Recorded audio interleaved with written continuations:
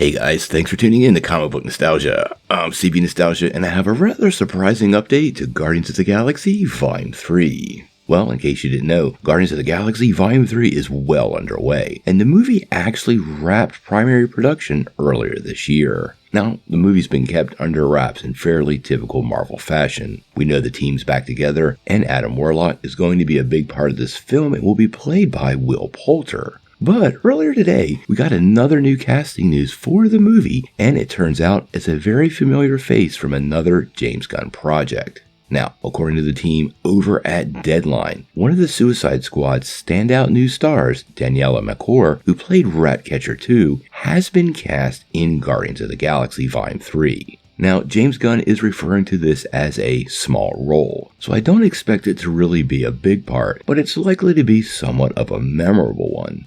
Now, there have been several pictures that have made their way online, indicating the actress was being fitted for some sort of wig or bald cap. This has led many people to speculate she could be Moondragon, but James Gunn jumped on social media and absolutely squashed that assertion. This has led fans to speculating on many other characters she could be. Now, Marvel obviously has a long library of characters, and given she has a small part, I think this leaves many of those options pretty wide open. There is some speculation she could be one of the various versions of Quasar, which could be a pretty cool addition to the Marvel Universe, but I'm unsure how Gunn would actually fit this into the story. Given how he changed the origin with Adam Warlock as it is associated with his Sovereign, I wouldn't look through the comics too strongly to figure out what they're actually doing with this character.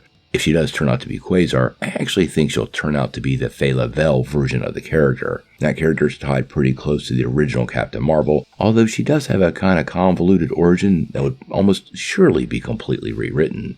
The Faye version of the character also has some ties to the Guardians of the Galaxy. She actually died in Guardians of the Galaxy Volume 2 number 24 back in 2010, so she would probably fit nicely into their storyline. She also has rather unique hair, which would explain why she's being fit for a wig. There was another version of the character, Avril Kincaid, that came around in recent years, but I can't imagine that fitting very well in the James Gunn story, given how cosmic the Guardians of the Galaxy are, and her story is heavily earthbound and is tied directly to S.H.I.E.L.D.